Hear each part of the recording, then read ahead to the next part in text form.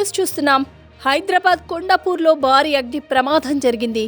కొత్తగూడ చౌరస్తాలో ఉన్న మహీంద్ర షోరూంలో రాత్రి 10 గంటల సమయంలో ఒక్కసారిగా మంటలు చెలరేగాయి. షోరూమ్ నేమ్ బోర్డులో నుంచి మంటలు చెలరేగి క్షణాల వ్యవధిలోనే షోరూమ్ మొత్తం అంటుకున్నాయి. భారీగా మంటలు ఎగిసిపడడంతో సెక్యూరిటీ సిబ్బంది వెంటనే ఫైర్ పోలీసులకు సమాచారం అందించారు. 8 ఫైర్ ఇంజన్లతో ఫైర్ సిబ్బంది అర్ధరాత్రి వరకు శ్రమించి మంటలను ఆర్పివేశారు. అప్పటికే ఈ మంటల్లో 15 కార్లు కాలిపోయినట్లు తెలుస్తుంది. 6 XUV 700 వాహనాలు, XUV 3 ఓ థార్ వెహికల్ సహా పలు వాహనాలు పూర్తిగా దగ్ధమయ్యాయి. మహేంద్ర షోరూం పక్కనే స్కోడా కార్ల షోరూం ఉంది.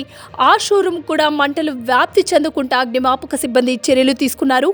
మహేంద్రకి చెందిన వెహికల్ స్పేర్ పార్ట్స్ గోదాం మొత్తం అగ్నికి ఆహుతి అయింది. ఒక్క గోదాంలో ఉండే మెటీరియల్ 4 కోట్లపై మాట. మొత్తంగా దాదాపు 10 కోట్ల రూపాయలకు పైగా ఆస్తి నష్టం జరిగి ఉంటుందని ప్రాథమిక అంచనా. అయితే ఈ ప్రమాదం షార్ట్ సర్క్యూట్ వల్ల జరిగిందా లేక వేరే కారణాల వల్ల జరిగిందా అనే కోణంలో పోలీసులు దర్యాప్తు చేస్తున్నారు.